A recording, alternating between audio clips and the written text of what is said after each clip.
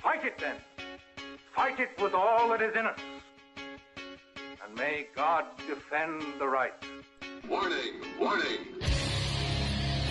We gotta stop them! They're gonna kill us all!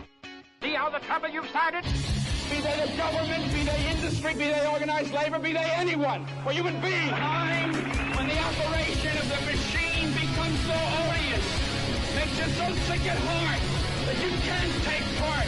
You can't even passively take part. And you've got to put your bodies upon the gears and upon the wheels, upon the levers, upon all the apparatus, and you've got to make it stop. And you've got to indicate to the people who run it, to the people who own it, that unless you're free, the machine will be prevented from working at all. Revolution Radio at freedomslips.com, the #1 listener-supported talk radio station, throwing ourselves upon the gears of the machine. Revolution Radio, where information never sleeps. You called down the thunder, well now you got it. Right, you tell them I'm coming, and hell's coming with me, you hear? Hell's coming with me! Revolution Radio.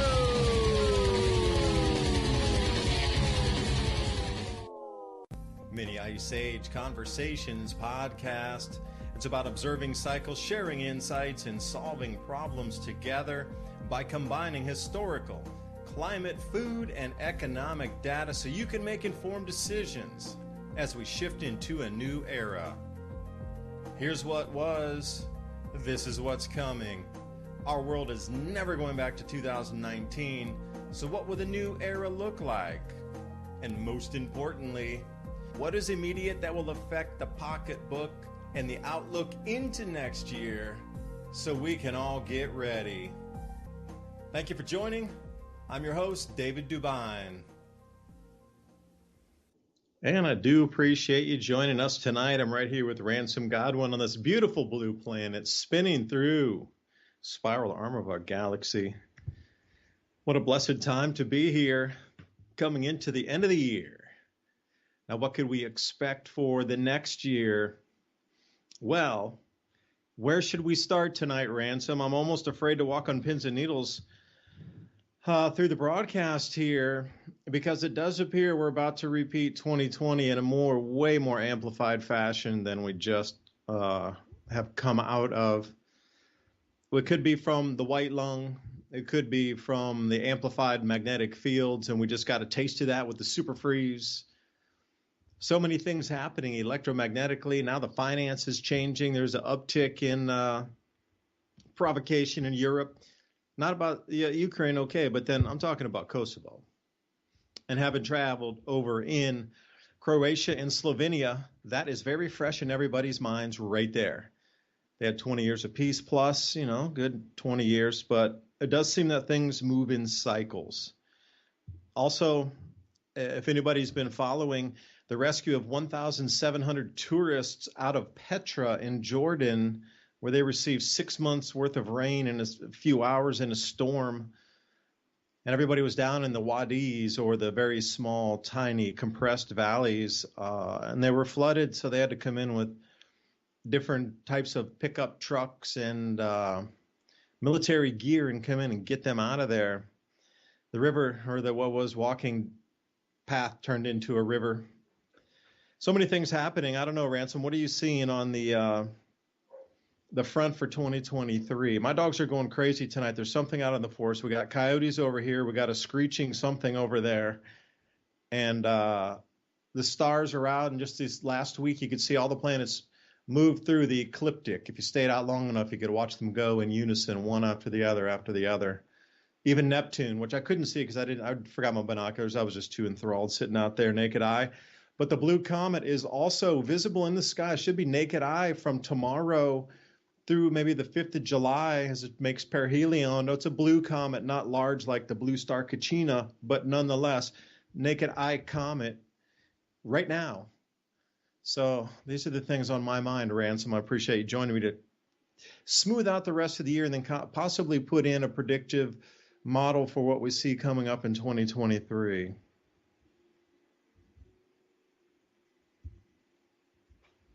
Oh, it'd be nice if I added him, wouldn't it? I guess I was in a hurry to get on the show tonight. Ransom, how could I leave you out of the conversation? And welcome.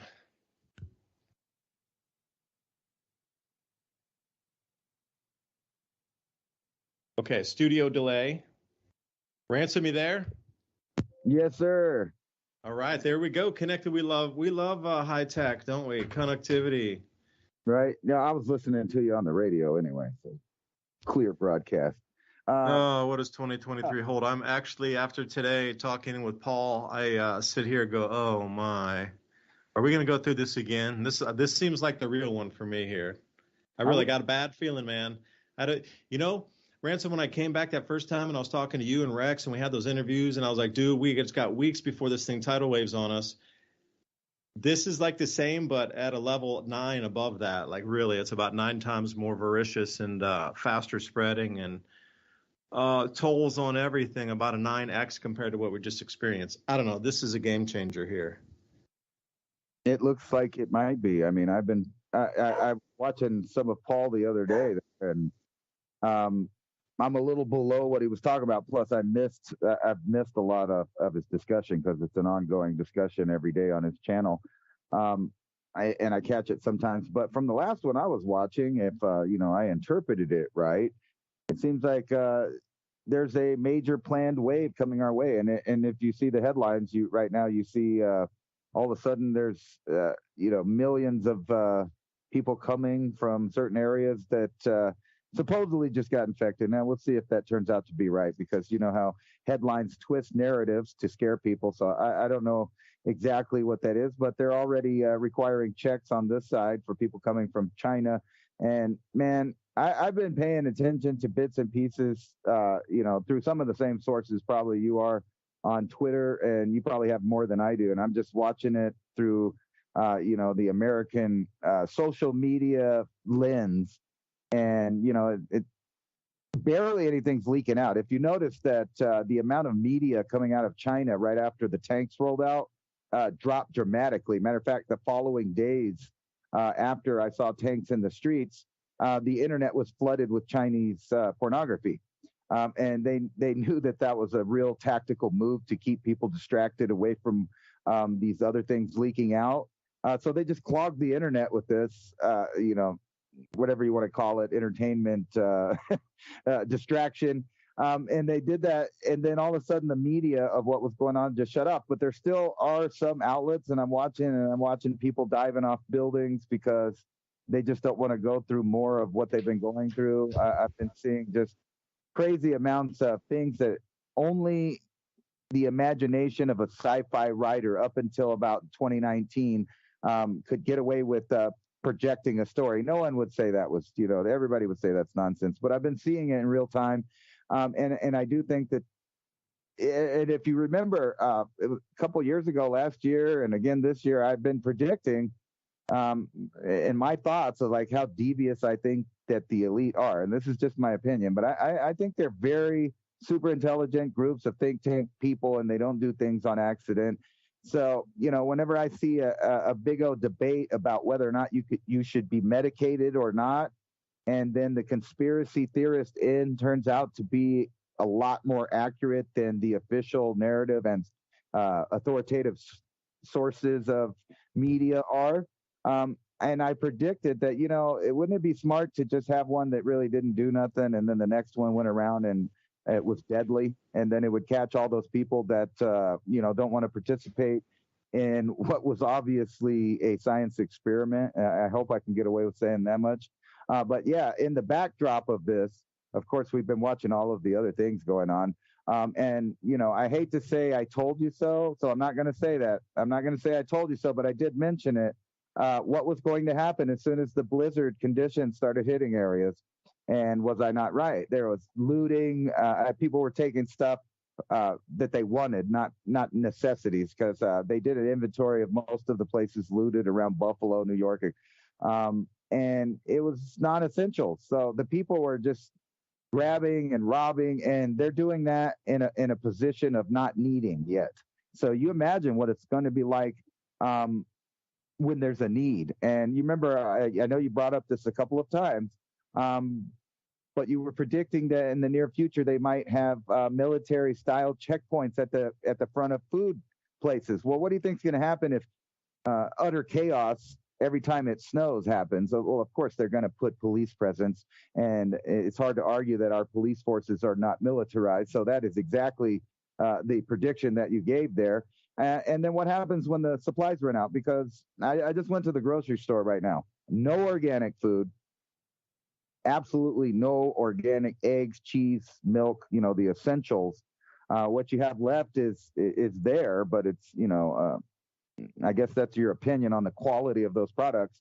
However, those products are skyrocketing in price. Eggs skyrocketing, milk skyrocketing, cheese, all of your food items, meat, everything. At the same time, if they're telling you in the background, get ready to eat bugs, get ready to be a cannibal. In Europe, people are sitting there freezing in their apartments. It's the exact prediction of the climate lockdown, but they're just using the virus model, so to speak. You see all these power plants shutting down in Europe, coal, nuclear, and now you got people freezing. And next comes starvation and war. And, it's obvious that they're doing that. On every single angle, you see people around the world, governments dumping money into this money laundering war scheme, the theater of war there in Ukraine. And I only see that turning into what it is, which is kind of a theatrical war, so to speak. And I'm not saying people are not suffering on either side or dying on either side. I'm not saying that. I'm saying it's theatrical in the way that it's planned, the way that it's being shown to the world in this little lens where they cut out any other factoids that you don't want to, they don't want to tell you about because they're inconvenient. Put it that way. That's going on, but it's soon going to turn into real deal fighting.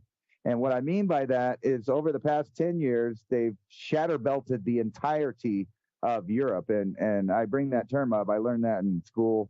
It might have been just a term from the teacher that was giving it to me. I'm not sure. But the shatter belt all through there were all these ethnic differences, historical differences, political alignments are different, and now you've influxed it with a bunch more new populations of different ethnics. And what I'm saying basically is there's so many different groups of people, they're going to be fighting over the resources, and we already see this happening when it's not that big a deal. I know if you've been keeping your eye on France, good God, the whole of Europe is about to turn, in my opinion, communist, to save them from the situation that they're about to go through, which is a bunch of infighting all through Europe and Eurasia over food, energy, resources, etc.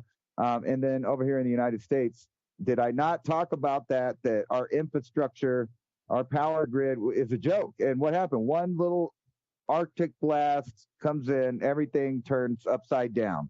No traveling. The first time I ever heard of a travel ban. So the government's already trying to enforce this idea that they could tell you to stay in your homes regardless of your situation. So what if you ain't got no food and you don't have any resources and you venture out? So they're going to throw you in jail for that. And with attitudes from the government like that, people might as well loot. Of course they will, which furthers along the process of destabilization. So that's what's happening right now. We're being destabilized. Europe's being destabilized. China is being destabilized from the inside. Obviously, they're going in a weird direction right now. The whole world is a basket case of craziness right now. So all you need to do to get everything back in order is, of course, like they do always, is the problem, reaction, solution. They cause the problem. They wait for our reaction. Then they offer a solution. The solution is always giving up your independence, your rights. And I think those terms get kind of overused. But basically what I'm talking about is your ability to move about in the human domain as a free human is ending. And they're going to be using all of these little scenarios that they're causing to enforce these rules. And it's boggling to the mind that people are just still sitting back and watching it, hoping it's going to move for the better. And we're beyond that point. So if people don't start changing their local areas, it's kind of a lost cause because they're going to be throwing these new mandates, new rules. And I think it's all because they know that they've been getting everybody the wrong propaganda for, 20 years now, telling them they're all going to die in a burning world. And it seems like it's going to be a freezing world. And, the sun's activity is might just wipe off every little bit of technology we have in the near future. And I think that they know that we're in that time that all of these possibilities increase in odds. And that's why they're giving us as much chaotic destabilization as possible.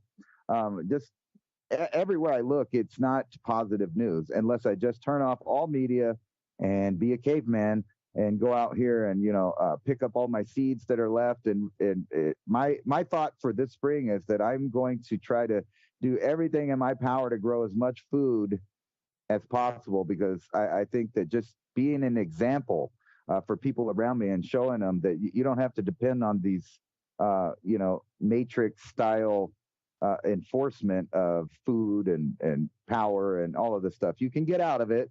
It just takes a little bit of work, and kind of that's what we're preaching. But I don't know, with the way things are going, how many people are going to come out the other end. And I had this weird idea. I brought it to you before, just kind of joking around. We were joking around about the Mad Max movie and how they were kind of grabbing people for blood bags and whatnot. And it made me start thinking, I'm O negative. I'm only 7% of the world's population, which gave me a weird idea to go ahead and divide that into the world's population. And it came out to about 500 million at the time. Now we're just at the point where we're at 8 billion people on the planet. And this same time space is also when they destroyed those Georgia Guidestones.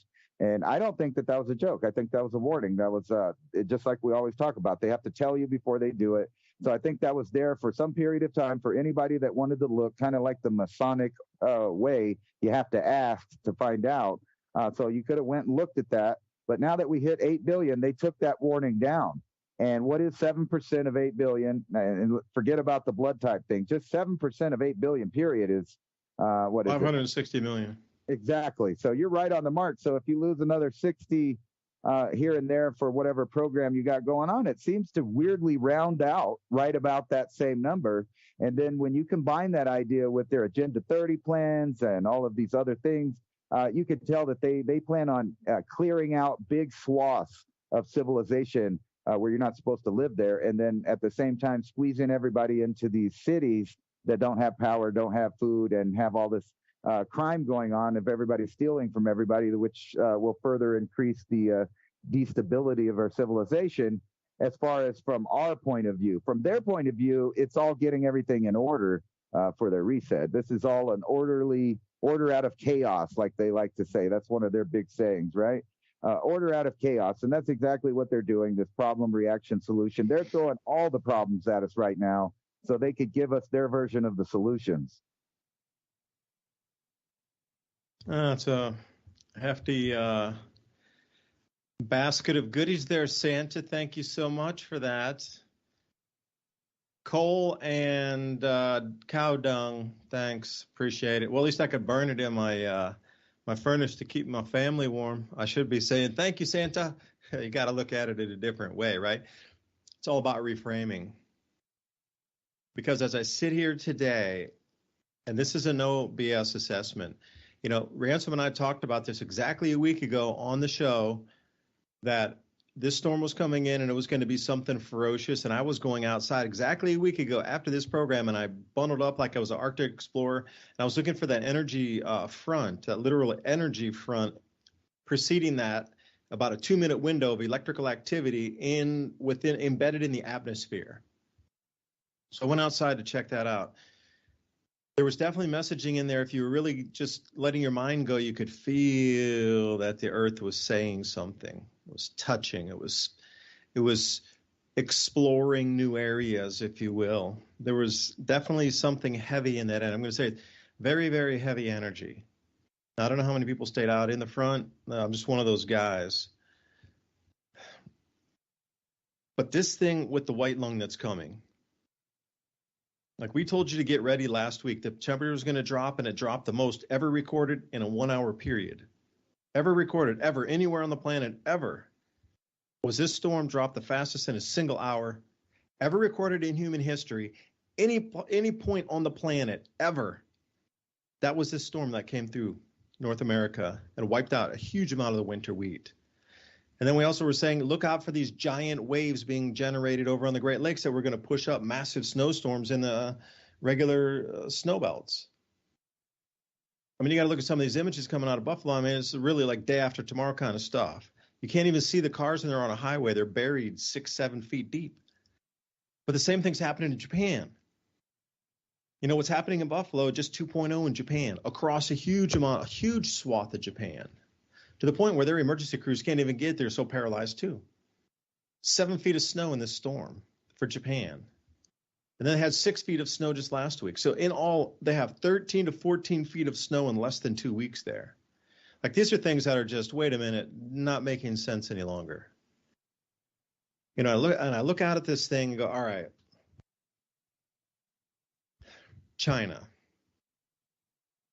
They have the thing called white lung coming out. It's a new, I guess, part of, but it's not the same. It's something entirely different. So we've run all the way to the end of what we understand as the vid. It's there, but it has a stopping point now. We're turning a page onto a new chapter. This new chapter is comprised of something completely different. With somebody I talked to today with an R20, an R18 to an R20 factor on it. You know, the vid was like an R6. This one's like an R18 to an R20, spreading 9 times faster. And so it's more like cotton candy in the lungs. This is going to sweep across the planet again in such a fashion that we're already depleted and demoralized, and you know, you just medical and whatever. After the first, you know, we're almost at 3 years now. It's depleted everywhere across the planet, and now there's something that's incredibly much stronger coming immediately. So if you're listening to these words, you're going to need to really go get some food and things. It's going to completely wreck this society for a minute or 2 or 10. Because you said people are going to be thinking about growing as much food as they can. That's the message after this thing starts to happen. And there won't be any deliveries to the supermarkets, just literally because there won't be enough people to work anymore. They'll all be sick and waiting for care. The problem is the same thing I'm describing to you has already swept through China in the last 45 to 50, 60 days, to the point where nothing's working. All their logistics are stopped. There's boxes. They can't even get foods into the supermarkets. You're looking at ghost towns. I mean, literally a third of the population is incapacitated at least right now by this thing. At least a third of the population. They were looking like 460 some million people today that literally couldn't lift a finger or responsible for somebody else's care. It would really, a third of the society is just involved in this thing to the point that nothing else matters for them except this. What about the farming implements and the tools and the shovels and the rakes? That all comes from China, but that is ceasing right now. It's not coming.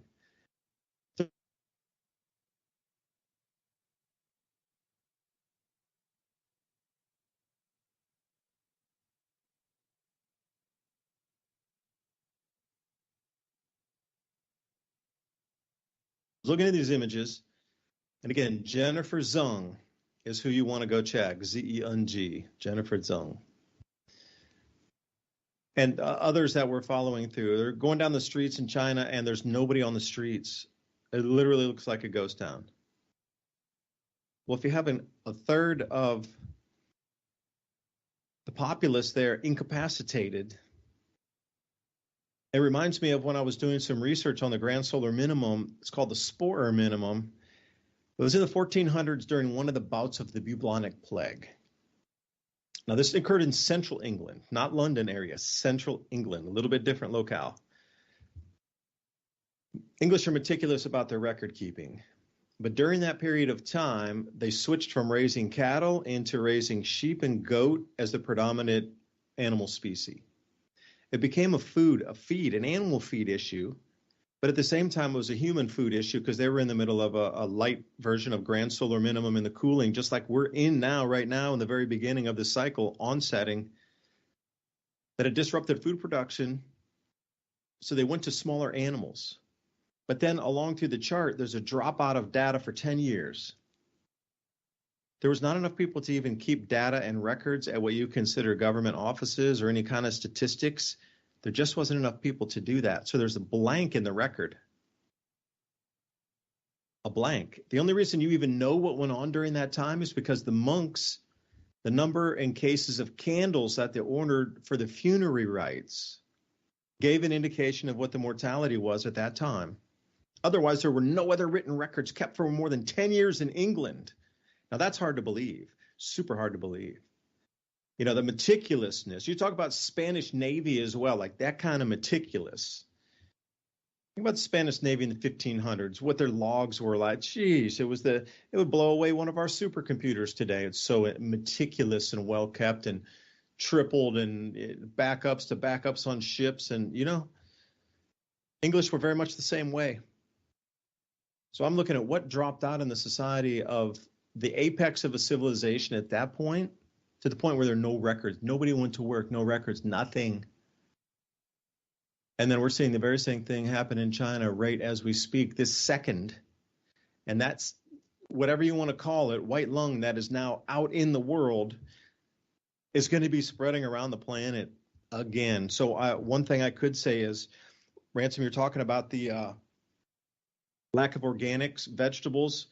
Well, if anybody's out there, you're going to need to boost your immune system immediately, as fast as you can. If that would be a priority amongst priorities of all the variables that we can see that you could possibly take action to do, boosting your immune system with more vitamins, minerals, whatever you do for your food, your diet, fruits, veggies, whatever, to get it up so you have that little extra edge over. I can't describe really what it is inbound. It's something. It's gonna change the world 10x more than what the COVID did. And you know, it's hard to frame a reference in that.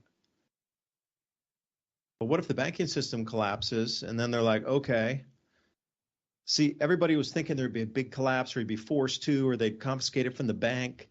What if this white lung rolls across the planet, does the same thing it did in the 1400s? Nobody's going to work, everything collapses, and then they just start moving over to a digital currency because they have to. And then with Starlink, you could still broadcast transactions to the satellite network. It'd be more of a regionalized or more of a decentralized type of system that would work, where there were people still working, surviving, that had electricity through this time, that it would go digital. The assets could be traded at that point. Because the way it was looked at in the 1400s, there was no more letters of credit. Those things had ceased. Like all the business transactions during that time, there were none, and none that were before that time were honored after.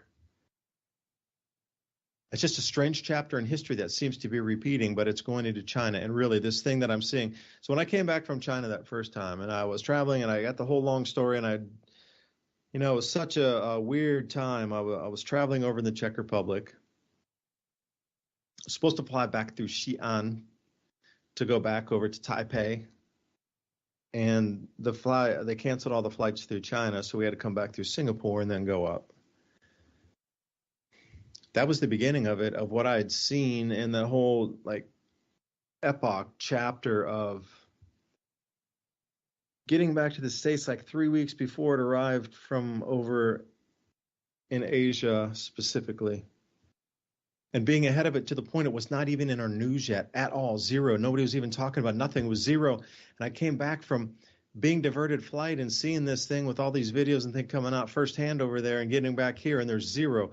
All the rubbing alcohol was there. All the face masks were there. Everything was in the shops. Nothing was at all gone. It was unbelievable. And I came back here and I was telling those people, dude, this thing's serious. You got to see this. Really, it's going to roll over the planet. This thing, you got to get ready for this thing. And they thought I was insane, really.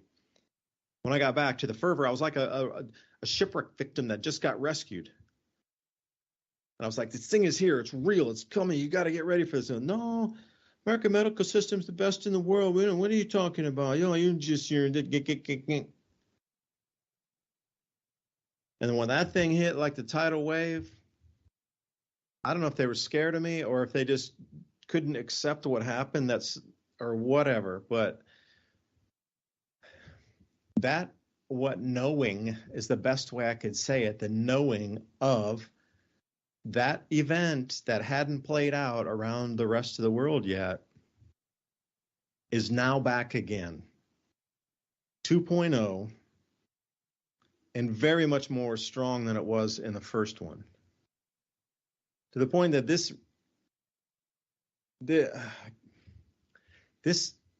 is literally the thing that changes. We all thought everything else would be by force. That they would come and confiscate this. You were forced to do this. Your bank would be taken at that. The CBDCs, everything would be by force because it would have to be, because nobody would accept that kind of change that quickly, which the WEF would want to push on everybody. But if this white lung is allowed to roll free and get into every country, because China just sent out a huge amount of airplanes again, just like they did the first time, landing over Milan and cruising around Australia, getting over to the States. Wait a minute, you just need a negative test. The way it goes is saying they're issuing false negative test results to put the people on the planes to get them out. Because they're using it under the guise that people want to go for holiday. So we saw the same exact ploy last time. Planes went out around the world after the, the military games, and whoosh, then it started. Well, it took quite some time because everybody's medical systems were completely, fully well stocked, completely to the hilt, where they had extra because they never had anything happen like this before. So there was extra upon extra. And there was extra staff, and the supply chains were fully functional, and everything was completely functional at that time. Remember that? When you could dial up you could look at Airbnb and get on a flight and be there in about, a day or so and hop in an Uber and then get to your place. Remember those days just a few years ago? Fully functional to now we sit here at completely dysfunctional, rundown, broken, scarce medical supplies around as we sit in any hospital or anywhere you go to. Things are scarce. Especially, like, in the United States, we have it really good here. But the rest of a lot of places, I'm not going to say all, but many around the planet are very lean on supplies at the moment. And when this thing hits, I just know we're not ready. But the thing is, how do you weave through this? That you got to know this is coming. So somebody said last time, well, why, talking about a negative event, are you manifesting that? It's like, not really. It's already out there. I'm not. But what's the best way to, move through this? So that something stronger is coming, thicker, more encompassing. It's going to involve more resources and more people this time. And when I say people, I could be talking about sort of in the industry, medical industry itself, but I'm talking about the amount of people I see in China just trying to deal with that amount of passing of people. Is overwhelmed the system to the point where it's literally impossible to believe what you're seeing with the numbers. It's really it's staggering beyond belief. Where I'm shell shocked looking at this by the end of day. Like, it takes so many people after somebody passes with that thing, this white lung, to actually get that physical being to another place to get disposed of. Religious rites, funerary rites, and then the actual, you have a physical substance in front of you. They're so overwhelmed that there are lines stretching miles down from the places, the crematoriums, in order to get in. And they're cranking through like 4,500 a day, but they're still 12 days backed up on a single facility, example one, out of thousands that are experiencing the same thing. And I'm sitting here going, you know what? It was not like that in 1.0. Definitely not even close. This was going to take a lot more manpower and people. You could see there were family members there, 2 to 3, 4, 5 family members with each passed person, to the point that nothing else mattered in the society except taking care of that most important, what you consider right now. But reading the accounts in the 1400s, there was a point that was reached where that became so common that it was insignificant at the end of the full running of the course of this, whatever it is. Back then it was bubonic. Right now it seems to be white lung. It's inbound. It's coming ferociously fast. I think we're completely unprepared like we were in the beginning of 2020, unless you'd seen it come out of Asia. The stoppage of everything coming out of China is another thing to contend with and think about. Those supplies that we would use for gardening and simple tasks to get our daily homes repaired, or a lot of people get things from China. We're too reliant on it. Almost everything's coming out of China that we need for our daily lives. Home repair, any kind of repair, car parts, anything you can imagine coming from China. That's all stopping. Not that it was bad enough anyway with the inflation and these sort of things, trade war and embargoes and export embargoes, these sort of things. But we sit to a civilization-changing event here. Magnetic field, I was talking with Paul Cottrell today, and we were talking about magnetic fields on possible wave spikes. So knowing that the gas giants are lining up in the outer solar system coming into their quadrant, max intensity on the magnetic field would be October 2024. There's going to be a couple steps in between like there were last year. We came through what they call a magnetic window. As this thing intensifies in the outer solar system, there's these points where it's not fully aligned out there yet, but the Earth passes through a much more magnetically intensified sector, a quadrant, until it passes out of there, because those four gas giants are only creating a magnetic field in one quadrant of the solar system. It's not like the entire solar system's affected because all the planets are out in just one single quadrant. So once we slide through that center of that quadrant, we get into this magnetic field intensity where you saw the volcanic eruptions of Hunga Tonga, the larger earthquakes last year. That's in the same window. So we were thinking today that, it's very possible that that magnetic field also would involve a peak of this new as well, this white lung, because we were looking back at the peaks before and they seem to occur on magnetic field coupling. But you have to know where your solar geometry, your solar, where the orbits are for these planets and geocentricities. So Ransom, I don't know, man. I'm sorry I rambled a little long there, but you started those thoughts with that big basket of goodies that you gave me. Right.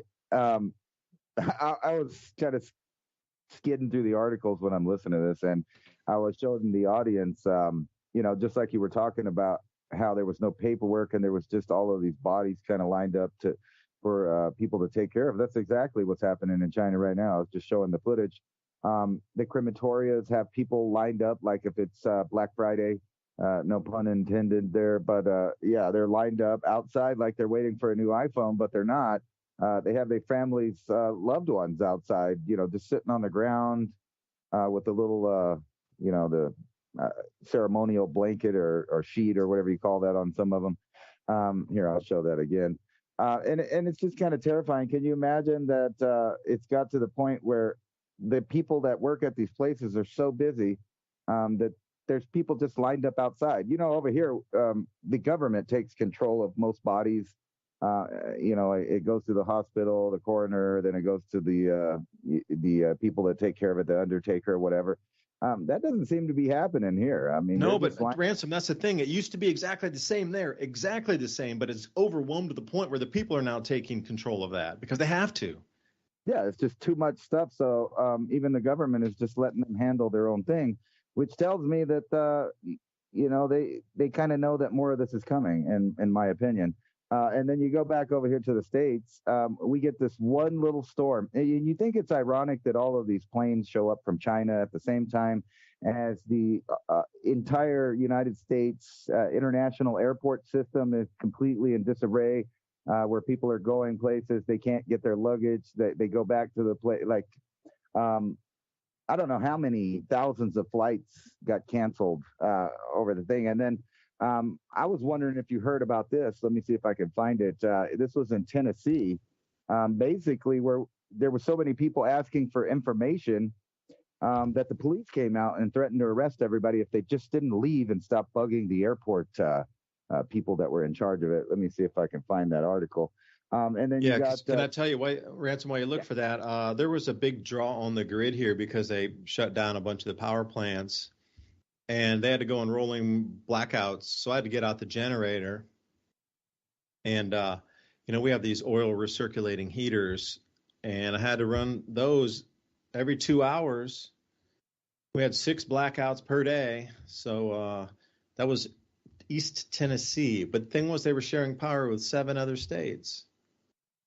And that's ridiculous. And I'm curious what this whole thing is about. Well, that's your right as a customer to keep asking, hey man, when's my flight going to get rebooked? That's a simple question. Right. Here it is. It's WKRN. BNA passenger records airport police officers threatening to arrest people. Evidently, they were just trying to find out about their flights. They're trying to find out about their baggage. But you see the whole system just collapses in one day. You got blackouts, you have crime, you have shut down interstates, roads, you have governments talking about travel bans, and we're not talking about travel bans because of sickness. We're talking about regular travel bans on snow that we've seen in the U.S. before. I mean, like some of these places, like Buffalo. Are you telling me Buffalo doesn't know what to do when it storms? Of course they do, and they've been dealing with it all of this time. But for some reason, they just stopped dealing with it when it happens. Like I remember, I think it was 2011. There was like a nor'easter thing, and I was living in Maryland, and they were calling it Snowmageddon.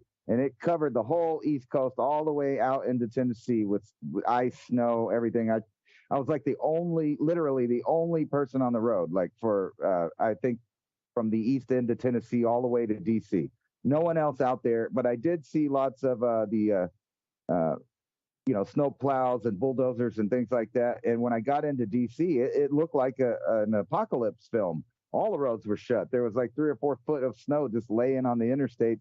And what was weird about it is I saw all of these bulldozers and snowplows parked. They weren't doing anything. They were told to just sit there and let it pile up. And it didn't make any sense to me then. But now it's starting to kind of make sense where the government kind of purposely or according to them accidentally didn't know how to deal with stuff. And it was the same thing with the pandemic, if you remember. So if a pandemic comes in here and gets worse, you can imagine how they pile these problems on, and they use the other thing for blaming what's happening now. Like I'm sure that for weeks and months, the airlines will still be using this storm as a reason why they're having problems. But isn't it scary? You think about the police just ordering you to leave, or you'll be arrested over some information about your flight. Well, what if you're trying to get somewhere, or what if you're trying to get out of one of their little forced quarantine spots where they want to test you and stuff? How do you think the law enforcement's going to act to you then? And this is happening all over the world. It seems like I said last week, they purposely are shutting down the infrastructure, not only by order of the government, like I was talking about in Europe, where they're shutting down nuke plants, coal-fired power plants, etc. But over here in the U.S., let's look at the nice gift our government's going to give us on the first of the year, new taxes for everybody. And see if you don't see a pattern here. $6.5 billion of new taxes on natural gas for households. So that's your energy costs. $12 billion crude oil tax. Guess what? That's for your household and cars. $1.2 billion in coal tax, which will increase the household energy bills also. And then down here, when you can't pay all of these new bills that are coming in because everything's getting tax hiked and price hiked and turned off or made illegal, down here you have $74 billion worth of stock tax, which will hit your nest egg, 401ks, IRAs, pension plans, etc. So they're milking every little bit out of it. And after the pandemic, you remember how they were complaining. They made all these rules, and then nobody wanted to fly, and then they were complaining that they had empty stuff, and then finally they backed off of the masks, and they backed off a lot of stuff. They fall apart every time anything happens, and I think that's mainly because it's no longer private industry. It's no longer capitalism which runs things. I know they like to blame that.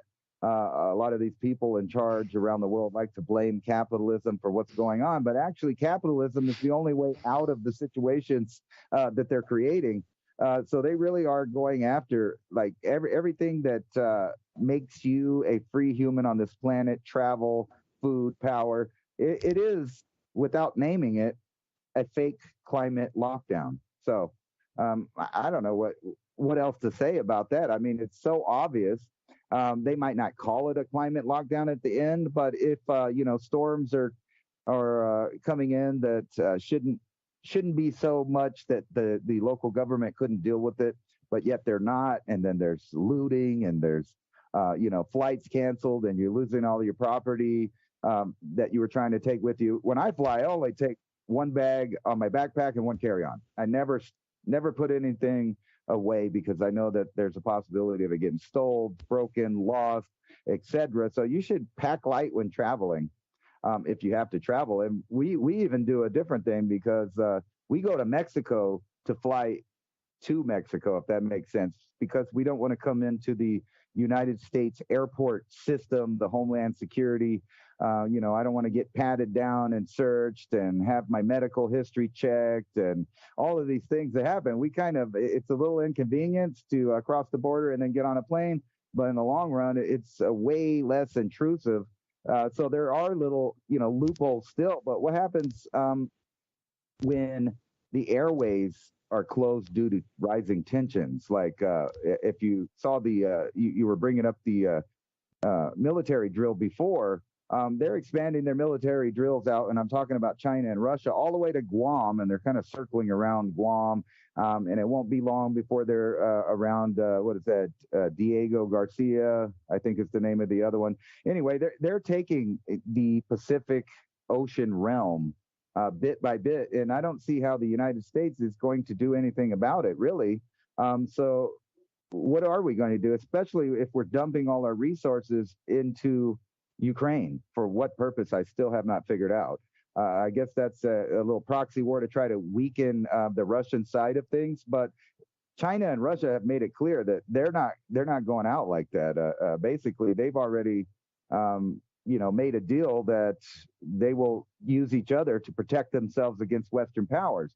So you can see that this conflict is going to kind of bulge up, and it's happening at the same time as everybody getting sick, as everybody starving. And think about that, the more disease that goes around when people are having trouble actually eating nutritious foods. If you can't find nutritious foods, if you're not growing them, they're not at the store. They do have the food-like stuffs down there that'll keep you, full. But how long is that going to last? If the main thing I think everybody's waiting on is for this digital dollar to take over when the fiat currency pops. And, people like Ron Paul have been talking about the inevitable end to the fiat currency, and which everybody knows it's a bunch of fakeness. It's a bunch of, loans and debts and derivatives and every other aspect of thing that could make the money actually not worth anything. So how fast do you think something like that could collapse if we just went to war and say, I don't know, the Suez Canal and some of the other ones got taken, and some of the trade routes in the ocean get shut down? You could see that everybody around the world could be suffering at the same time as far as products. On the good hand, maybe they'll realize that they don't need all of these little trinkets and toys that, facilitate the control mechanism that runs everybody and decides for them. I kind of wanted you to get into what is this, without getting in trouble, what is the white lung? Because I was watching him talk about it as well, but I don't want to, attempt to try to explain it. So I thought maybe you could explain it a little bit better, what we're actually talking about. We're talking about, people not being able to breathe, right? Basically, right? It's what they were making everybody worry about with a 99.7% recovery rate before.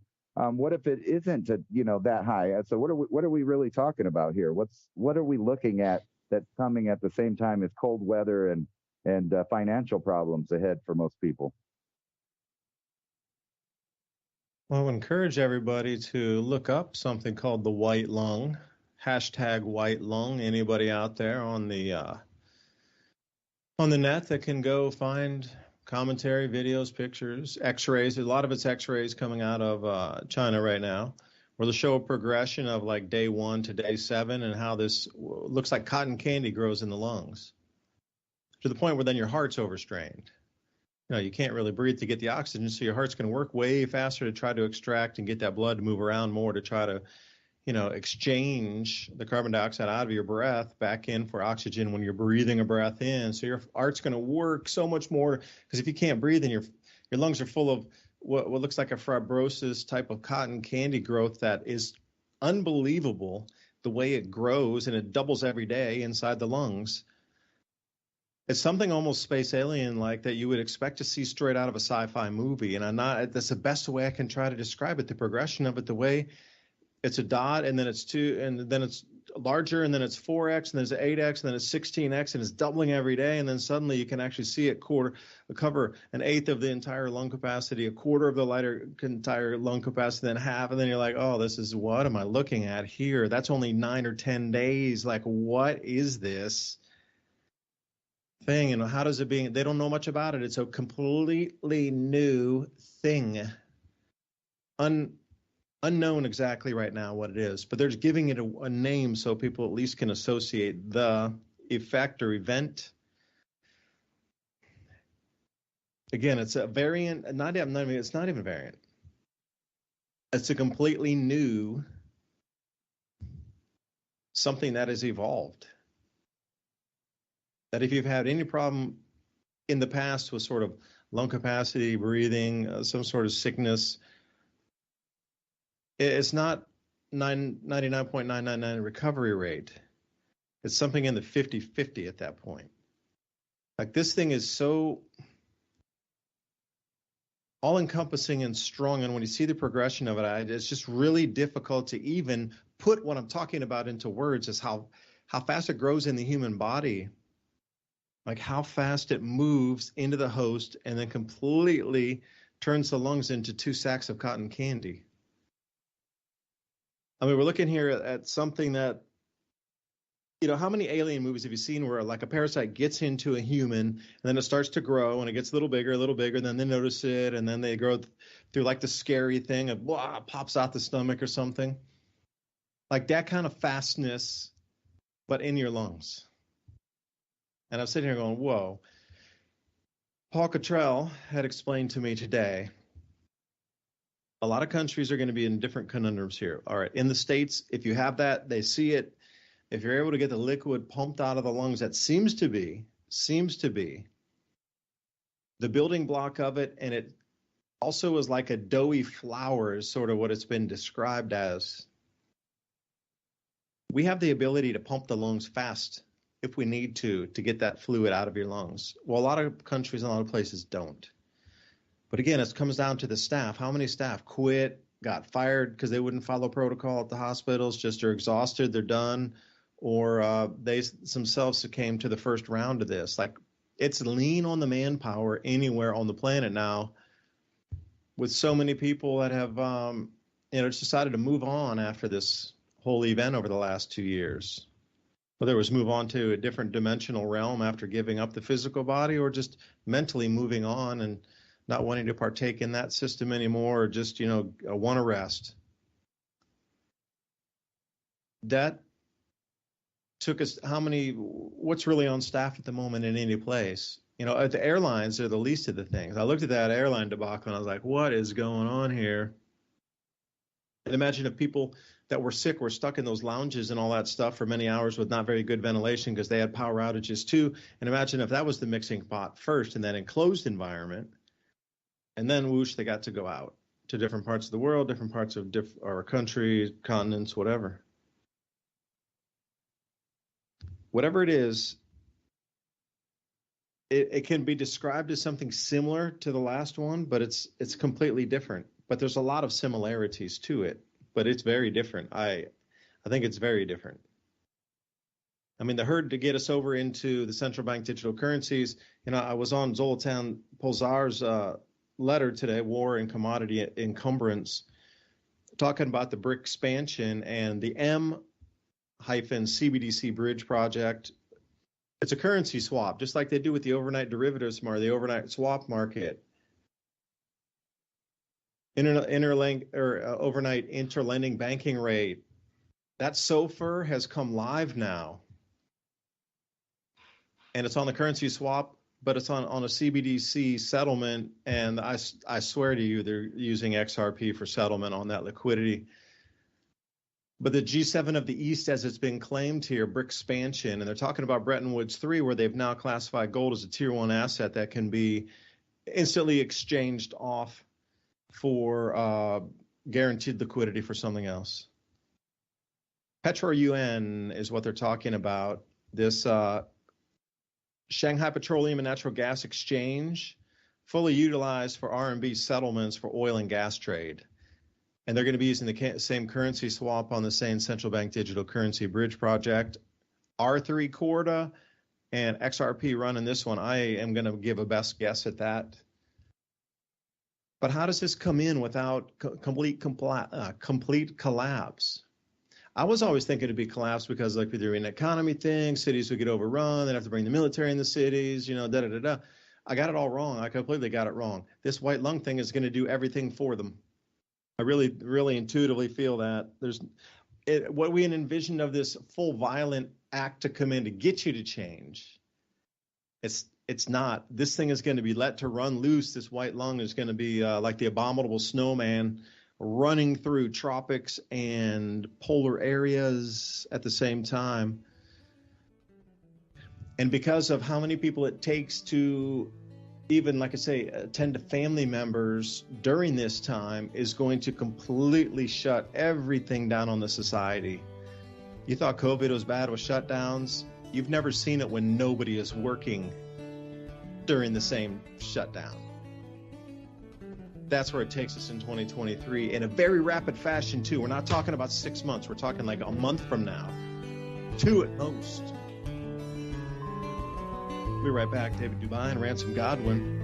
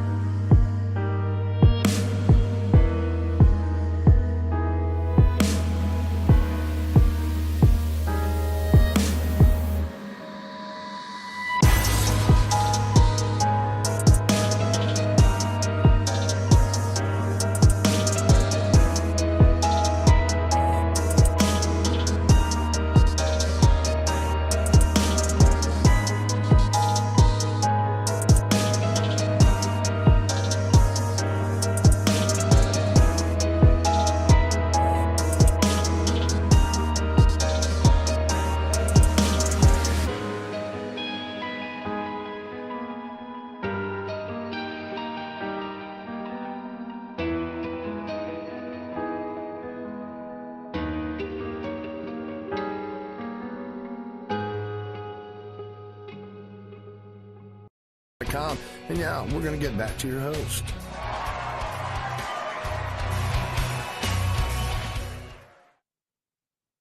And welcome back for the second hour of mini Ice Age conversations. I'm your host, David DuByne, right here with Ransom Godwin tonight. Just before we stepped on the break, talking about the white lung, the new thing that's going to stress society as so many people are going to be involved taking care of what this, there's no definition really of it yet, except something of a plague shall be the best way to describe it, of the lungs. Before we went on the break, think about that. We were talking about central bank digital currencies, and I had it wrong. Where I was thinking each of these individual events might be done by force to get you to give up your dollars and move into a central bank digital currency with your whatever app on the phone is with facial recognition and digital rationing cards so you could access the foods because, well, we're just not going to grow as much because of the Hunga Tonga eruption and the water vapor blocking the atmosphere, delaying planting in the southern hemisphere. And with the disruptions we're seeing in the war, the deindustrialization of Europe with the fertilizer production down to zero, which was 40% of the world's fertilizer not coming, just on that one aspect alone. And then, you know, how much agriculture would it reduce? If you take out 40% of the world's population, or the fertilizer, minus last year's reductions, and you come out to, wow, that's not going to be able to grow very much food this year. Not zero by any means, but to the point where people would be heavily looking to see if it would happen again next year, because that would cause like a global panic, because the way it looks, each year is going to be less on the food production. Well, that was expected in the grand solar minimum, following the past 6 of these every 400 years going back. You just get a reduction of food. So for me, I was thinking, all right, governments know about this grand solar minimum. They know the magnetic fields on the sun. That's stepping down the double layering of magnetic field. And then also in 2024, the 4 gas giants creating a second toroidal field in our solar system as the Earth would pass through those 2 toroid looping fields, the sun and the second field of Jupiter, Saturn, Uranus, and Neptune, interplaying and us cruising through the block wall, or the zero magnetic field overlay on those 2 toroid fields. Everything you're seeing going on, I thought was going to be forced down to get you to move to the new system.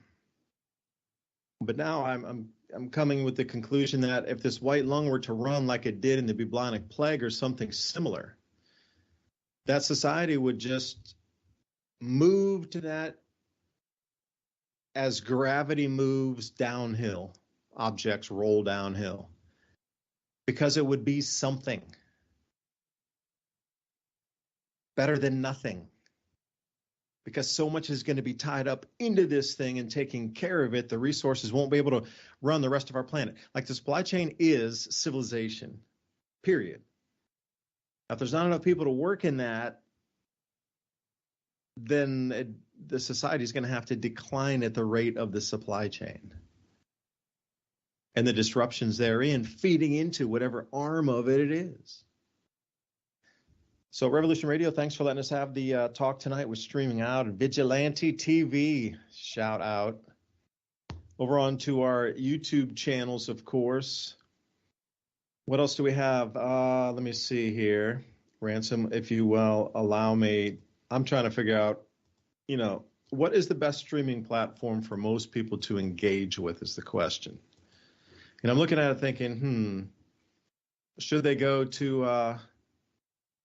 the Mountain High TV, or should we go to, or Mountain High Time, excuse me, or the Mini Ice Age Conversations podcast, Ransom Godwin's Facebook page, Mini Ice Age Facebook page. See, we're trying to share the messaging of it's time to get ready now. And I'm so glad we did, and we have had the time to get ready, because I was looking at these last few years thinking, you know, if you haven't gotten to the point by now that after this full first since 2020 and the whole COVID thing happened, like up to now, and that it didn't kind of dawn on you that maybe things could get more broken after that point and you didn't get ready, you know, we're at that point where you're really, I don't know.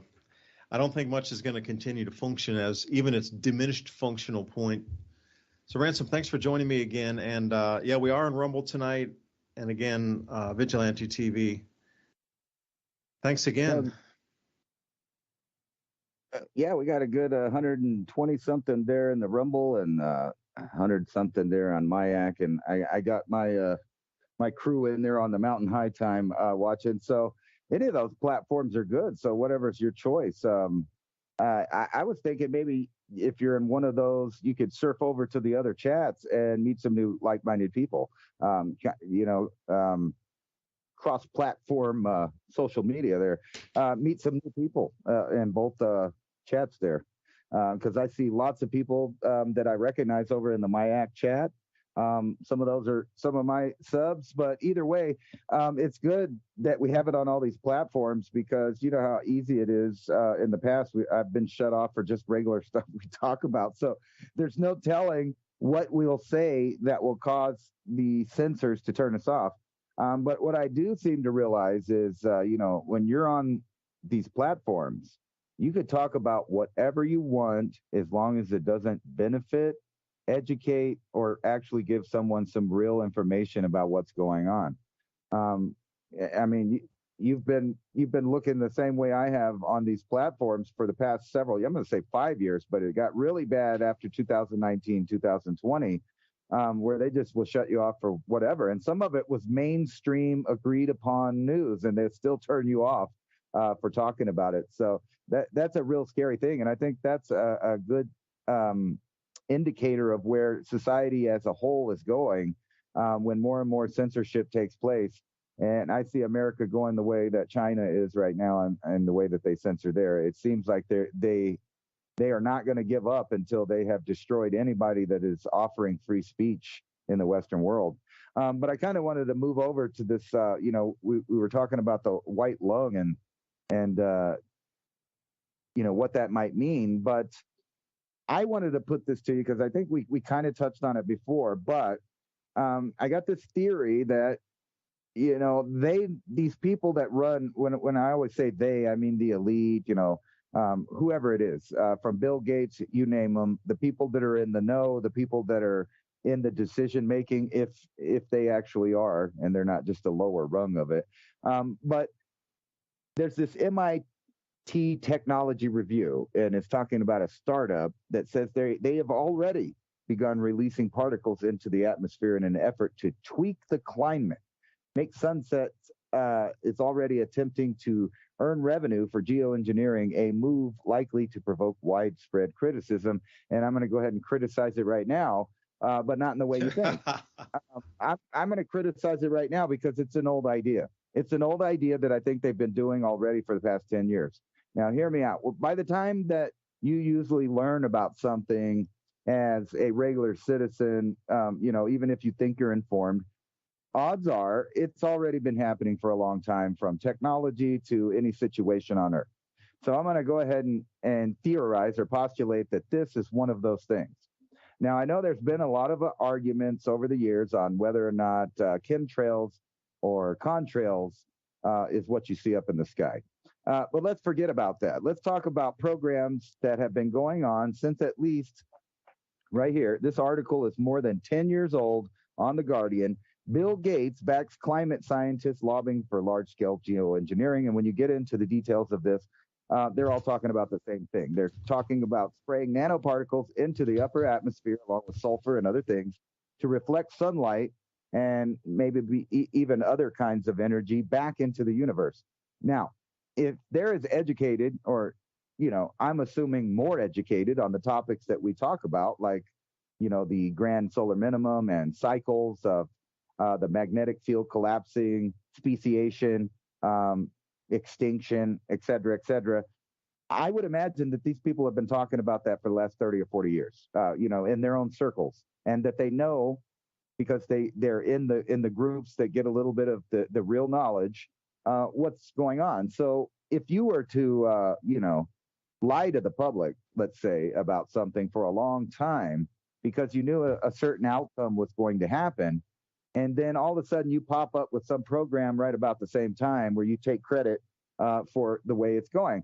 So like we talked about before, if they all knew that it was about to start getting colder right about now, and that every year we were going to have to, have more and more crop losses from early freezes, from less sunlight making it to the earth, etc., maybe you might, put out a bunch of particles in the atmosphere that blocks the sunlight even more, for one reason, to make it harder for people to grow food, especially if you just so happen to be in the business of making genetically engineered plants that can survive different variables in the environment, i.e. GMOs and Bill Gates. So I'm going to go ahead and put a name on it.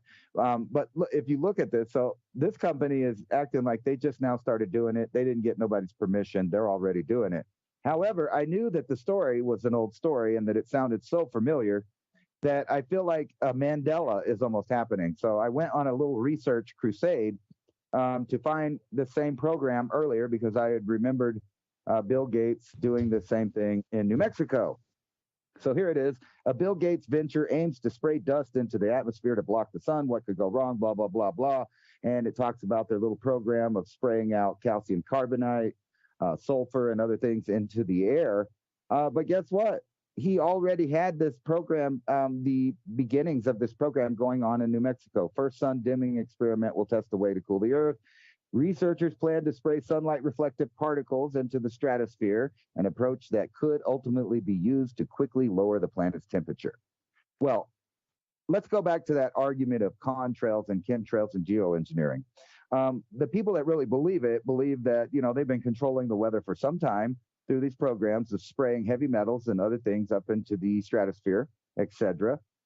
Some more critical thinking type people, and not the mainstream either, have always had the idea that that's silly, that man, no matter how hard it tries, doesn't have enough power to change the weather on the planet when combating the sun as the source of the weather. And I tend to agree with them to a point.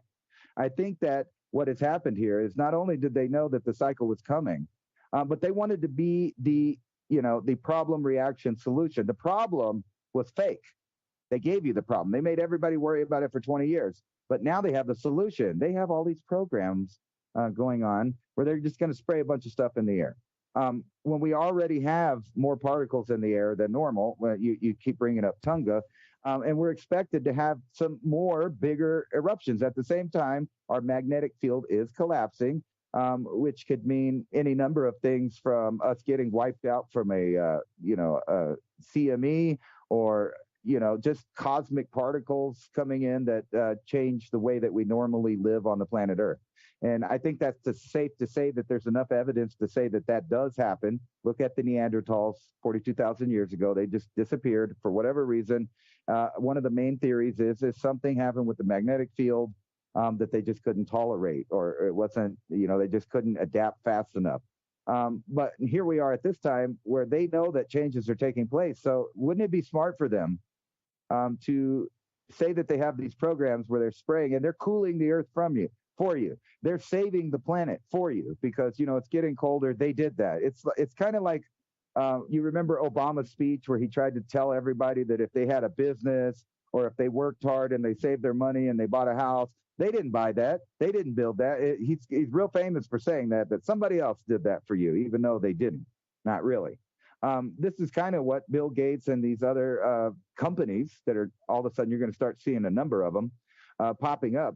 And it's not just them. Think about it. I brought this up last week. The first baby factory is announced to open up. So the world of the sci-fi version that they gave us, they are now giving us in reality. And it's kind of hard to argue that at this point. Now, 10 years ago, I would say, yeah, that sounds crazy, and maybe that's way far off in the future. But from the last 2 years, I've seen everything predicted, everything I was worried about, all come to fruition.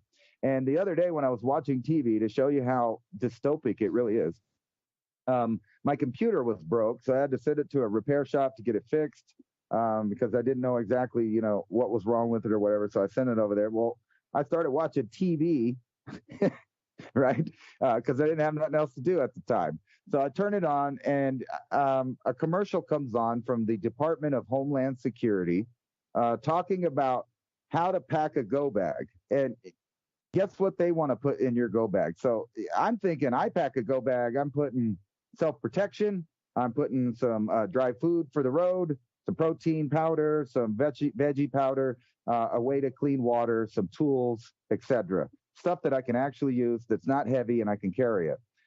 Their version of a go bag is extra mask, hand sanitizer, disinfectant wipes, and the directions to your local quarantine camp. I poop you not. I don't want to say a bad word, but I kid you not. They are saying you should know where your local camp is.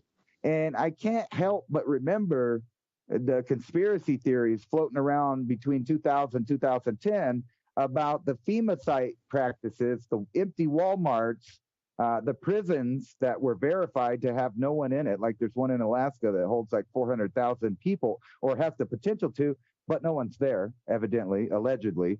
And not only that they were hiring people from other countries to be the guards and facilitators of the security there. Now, I can only think of one reason that you would do that. And that's so that the people wouldn't feel as connected with the people that are staying in the camps.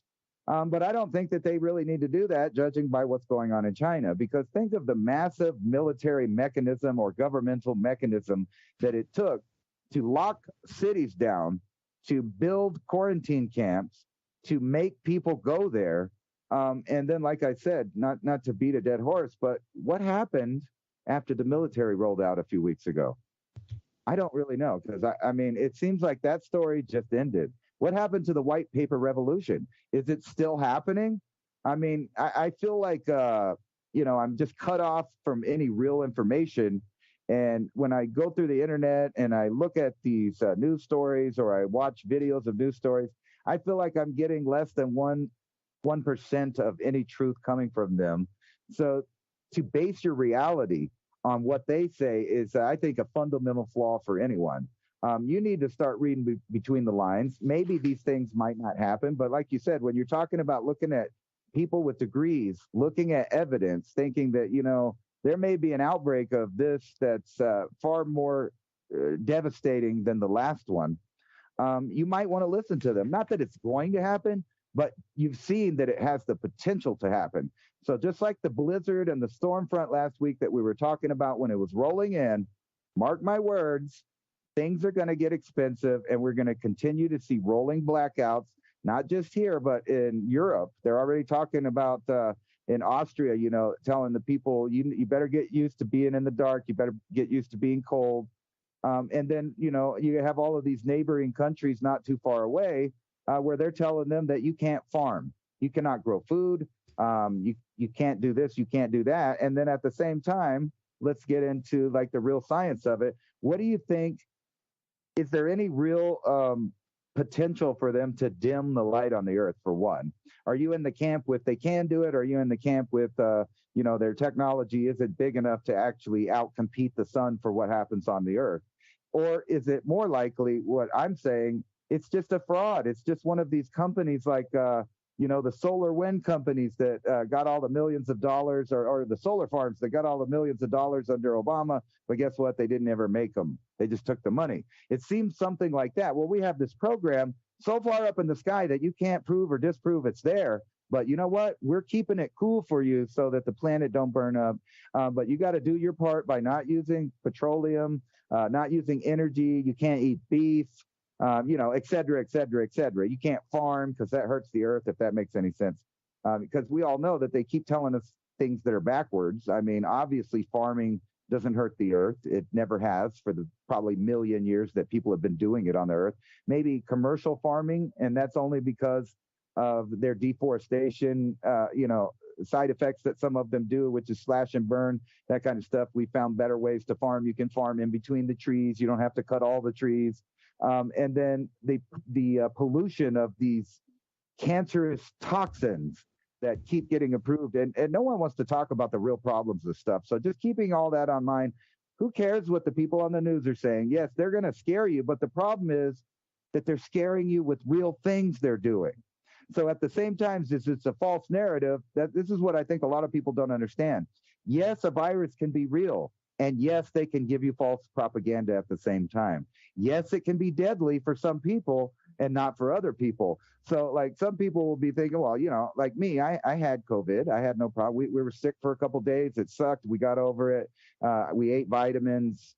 And then get back to this white lung thing, because I was a little bit. I'm not going to lie. I was a little bit scared to catch the regular COVID because I saw a lot of people with their breathing problems. And I'm a smoker since like 20. I've been smoking Black and Mild cigars and some other plants. I enjoy smoking other plants. But I was thinking, my lungs must be fried. But when I got it, I didn't have any respiratory problems. I just had some body aches or whatever. But that is terrifying to think that something could go around. And I did watch one woman in China. I don't know if that's what she had. I'm not saying that I could verify that, obviously. But it seemed to be that she was having a breathing problem out on the sidewalk. And no one cared, really. I mean, a few people stopped and called for a doctor, but the hospital that she was near didn't even come. No, but they didn't even see anybody. She died on the sidewalk. And I'm watching videos of, these things that happen in other countries where they have lost what I'm going to say they are a little bit ahead of us, not far, but we're all humanity as far as a community or a civilization is gone. When someone can jump off a roof and no one even turns their head or cares, when little kids are getting run over in the street, when people are freezing outside and no one cares. In Buffalo, when they were cleaning the streets, they found all kinds of people that were frozen outside. Now, I think it's like 2 or 3 for sure. And I saw an article where they think that they may be finding, more and more bodies. And these are of either people that thought they could handle it, they weren't prepared, they were homeless, they were sick, whatever the case is. But the truth comes down to no one can help you but you, period. So if you don't prepare for stuff, even if it doesn't happen, if it ever does happen, you're just up the creek without a paddle. I mean, I don't even know how people are still arguing or calling people names or thinking people are weird for prepping, for being prepared. That's what America used to be all about, is being prepared. It was a necessity. When our founders moved here, they realized the winters were brutal. The springs were muddy, and they had to deal with all these new circumstances. So how did they do that? They stocked up all year from the beginning of spring to the end of summer. That's the way we've always done it. And that's the problem with civilization now, is we don't do that. We're totally dependent on an AI-driven supply chain network that's, what do they call it? I forget the name of it. It's just-in-time shipping. And all of the companies across the world have gone to that model. It was started in Japan and just moved everywhere. So that is great when things are running well. But guess what? It's not great for when things are not running, because that means there ain't nothing showing up just in time. Because they had no stockpile, they had no reserves. It didn't get shipped until it was needed. And that was a long-winded thing. But what do you think about this?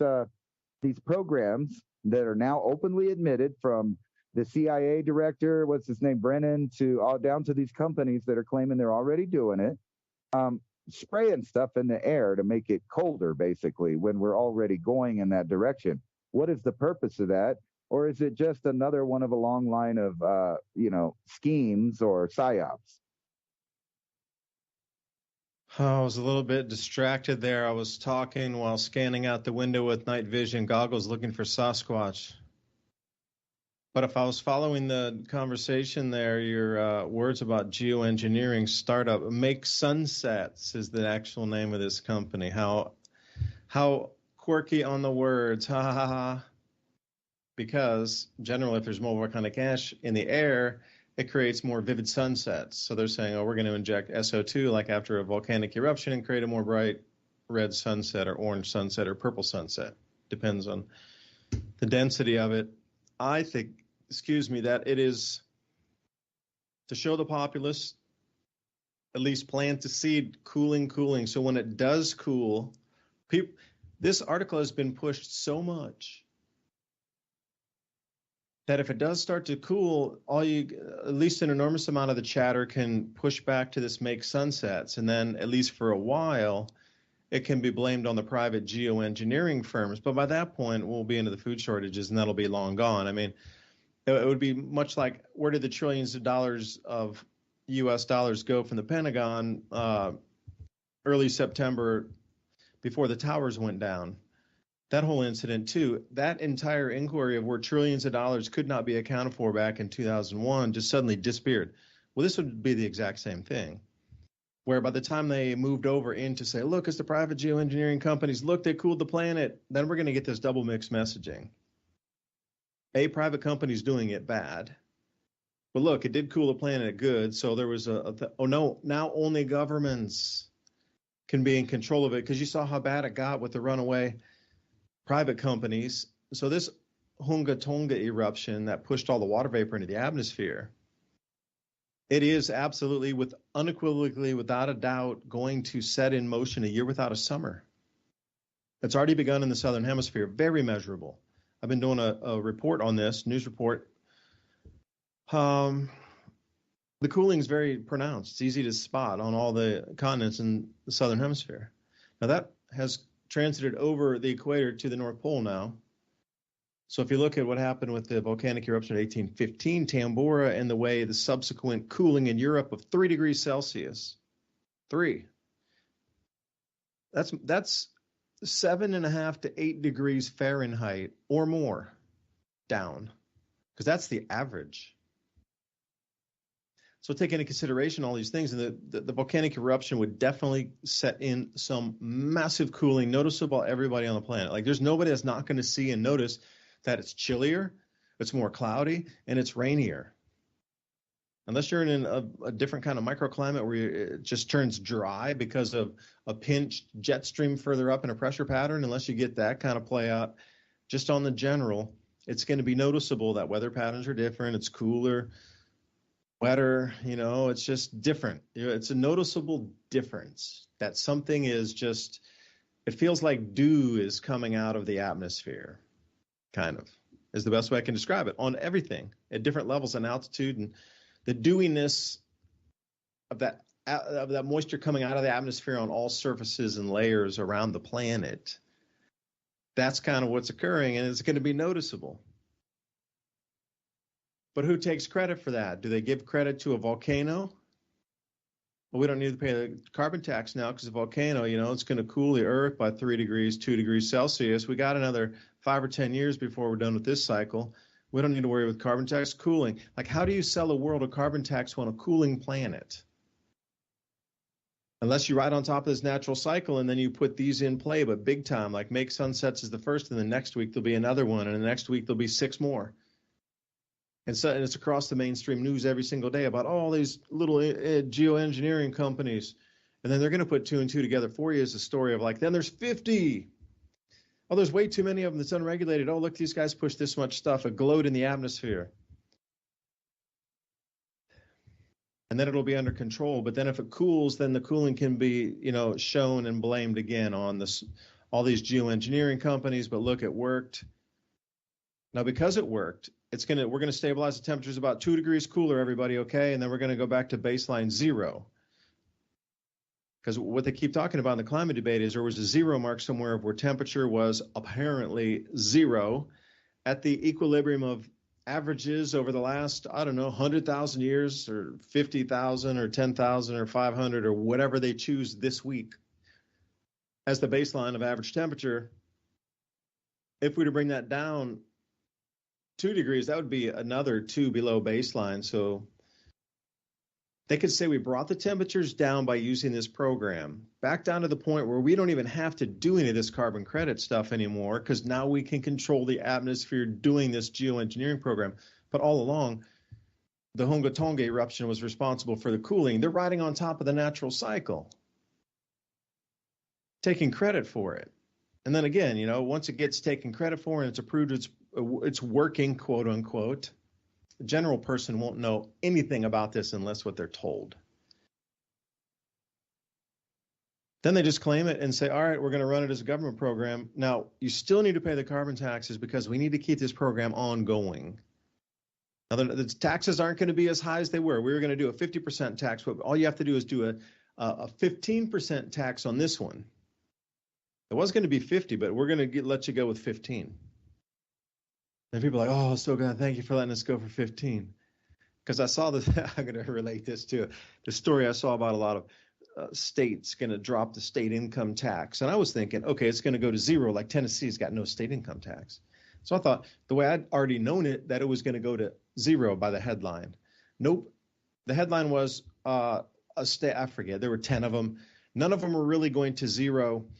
It was all about going from 4.99 down to 4.5 or something. Like they're dropping the state income tax. People are like, yeah, they dropped it 0.5%. Yeah, they dropped it 20% or whatever. But still, it's a tax on the state that you shouldn't have. But the way they framed it, instead of having a 5% tax, they'd knock it down to 2 or 3. But then people are like, yeah, that's such a huge win. It's only a 2%. Oh, wait, it should be 0. And they're still happy that it's a 2%. Same thing. Instead of being 50% for the carbon tax you would have had to pay to drive your crappy electric vehicle around and get your carbon credits so you could buy your printed food once a week, it's not going to be 50% now. It's only going to be 10%, but we need to control the program. They're going to sell it something like this. I don't know if I'm too far off the mark, Ransom. I'm hoping I'm getting close enough a little bit for these cooling credits. I think they're $10 each that they're selling. Like if you let us spray in the sky, we're going to get, they're going to sell $10 of carbon credit by spraying this much particulate in the atmosphere to block the sunlight. That's insane that anybody's allowed this to go forward.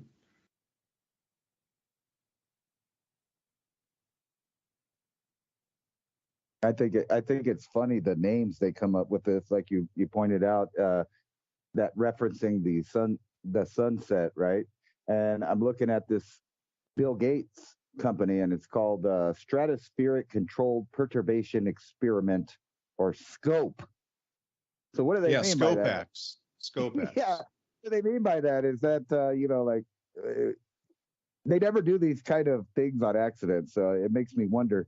You know how a lot of people talk about blue beam and all these other things, and what it would take to have a hologram in the sky of a certain kind.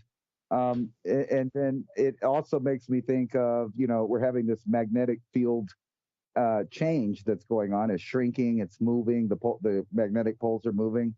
What kind of a borealis or the plasma petroglyph type things would we see if they're also, dropping in particles of stuff that would change the color of things when the light comes in? It seems like to me that, with these names like Scope, that they would be is that just a joke to us? Should we look in a little bit closer at their program? Or are they trying to say that, this is part of another program? When you just look at Bill Gates by himself, I'm sure that if you went and you looked up George Soros and where all his money goes, or any one of these players like Klaus Schwab, all of them, you'll find out that they invest in all of these companies about a decade ahead of time. So just judging on this old Forbes article that's about 10 years old, where they were already talking about it, and now in real life, you have a company that's already doing it, basically. But yeah, ScopeX. It's like a joke. It's like that thing. What is it? We have MAD, mutually assured destruction, right? And now all the people are dying mysteriously. Suddenly, it's sad. It's sad because it's the sudden adult death syndrome, right? That's sad. And then they tease us with the nuclear war, and they're all going to go jump in bunkers called dumbs, right? So it's like a joke always when they do these things, and they have this. But I could guarantee that if you go look back at all of these guys that you see at the World Economic Forum and go back about 10 years and look at their investments, you could tell just about like a future, like a fortune teller, what's about to happen. So just like Bill Gates said 10 years ago, they're going to start spraying stuff. Now we're doing it. 10 years ago, they were talking about, gene editing. You can go back all the way to Dolly. Everybody should have woke up with Dolly, the sheep that was cloned, and realized that they were well beyond the ability in genetic sciences than they were claiming to be. And now we're here where they're literally talking about a designer future. And I know I harp on this, but whenever they brag to me that I'm hackable, or at least a human being is hackable, and that they're no longer going to stop at the skin, that they need to get in the skin and find out what's going on in your body so that they could reprogram it. And I'm scamming through all the tech companies, looking at their micro robotics, their nanotech, etc. They're telling me all the different ways that they can use these. They can, choose which sperm goes. They can destroy cancer cells. In theory, I've watched several demonstrations of technology that should be able to go in your veins and clear out any, blood clots of any size and just dissolve them into nothing. All of these technologies are about to come out. Like, for example, the FDA has just approved a new blood thinning drug that just, it just so happens to be needed right now for whatever reason. And then you have all of these things that just come out just at the right time. Problem, reaction, solution. It's so in your face, it's hard to ignore it. But what does that mean for me? I don't know. I mean, if there's a real, let's call it a plague or a pandemic, it's kind of overused, but if a real disease, whether manufactured or natural, goes around the globe, we know this has happened before in the past. We have genetic markers on our DNA that tell us that, we've gone through these things, and you can go back to the Black Death and all of that stuff. If it really goes around, what are you going to do to stop it? Other than turning into like a zombie movie, which, we brought that up before. That's happening right now. You have the masses hungry. They want to eat out your substance. And then you got the little groups of takers and the groups of producers. And then you have this invisible government hand and everything that just retreated back into continuity of government. So we have that scenario now. And when they're telling us, they're going to spray stuff in the air, we're going to start growing babies in factories. We have new plants that'll grow in different zones, and we can move it because they're climate sensitive or climate designed plants. Everybody's still acting like we're 50 years ago. Like, we still have time to debate these new ideas. We don't. And so we'll see within this year if what's going on in China will be a repeat of 2020 and 2019. But when you really look into that, you see all of these patents, you see drugs getting approved, one company suing the other company for intellectual property that supposedly didn't exist, but yet it existed in their lawsuit back in 2016. If you guys want to look into the manufacturers, I don't want to say too many keywords. You could see that this is totally from the top down designed. And when they're laughing in our face saying that they're resetting us, I think we should take them seriously. I really think, a lot of people say, you're just fear mongering, and stop fear mongering. It'll be fine. You can't confront a problem if you don't acknowledge it exists. And that's like one of the main takeaways from today's era is if you can't face the problems that are like right in your face, that are proven beyond a reasonable doubt for any critical thinking person that is happening, like food reduction, crumbling governments, crumbling infrastructure, mass migration. And another thing, I wanted to bring this up because I said that, mass migration. When I was in the Yucatan, we took a bus from Cancun, or not Cancun, but a little bit south of Cancun and one of the smaller villages. We took a bus. We went to Chichen Itza. And while we were doing that, we got to see I did, if you were paying attention, they are cutting up the jungle into suburban neighborhoods. I looked at the way that the roads are planned. It's neighborhoods. It's obvious. I've seen it before. When they start construction, they map out the roads first, right? And then they start installing the utilities so that everybody can be on the utilities and be on the payment system. So you have all of these people living in the Yucatan that really aren't on the grid. They're really not in the grid in the way that me and you are. Yeah, they probably have a cell phone and blah, blah, blah, but they are cutting up the jungle into what looks like to me suburban areas. So what I see happening is people are moving out, all of the people that don't have jobs and stuff. And then when they leave back home, corporations are buying up big swaths. You have socialist governments talking about building giant rails for the local people. That doesn't seem to help them out any. I mean, like, they've never traveled into the big cities before, so why do they all of a sudden need to? I don't know. But it looks like they are developing the equator for the next 100 years. And I think that's all going to start at 2030 is the mark that I give it, because I keep looking at these programs that they say they have to be done by 2030. And I just saw a bizarre message from some supposed CIA guy on Twitter that was talking about that he knows for a fact, or that the people that told him know for a fact, that there's an event coming so big that the Earth will not be recognizable. And we've heard this many times. The asteroid's coming, blah, blah, blah, whatever. But this guy doesn't put an event to it. He only gives the date of 2027. And when you read all of the elite's material, the publications that they put out, they have dates on there, 2030, 2050. But one of the main ones is 2030, and that goes in from the project for a new American century all the way to the Bilderberg plans of when they want to do stuff that they push on the UN. And then you have the literally named Agenda 2030 that was Agenda 21. Now go back and read Agenda 21 and tell me if everything in that thing hasn't happened already. No, that would give me nightmares, actually. So I'm not going to. But I will say that that's a good point. I never thought of that. Developing the equator for the next 100 years. So the way presently thinking is all the food production that's 45 degrees north latitude and above, which is most of Canada. And then go across the northern hemisphere, and then you come up 45 degrees north and above. Oh, that's parts of Russia. 45 degrees north and above. Oh, that's parts of Kazakhstan.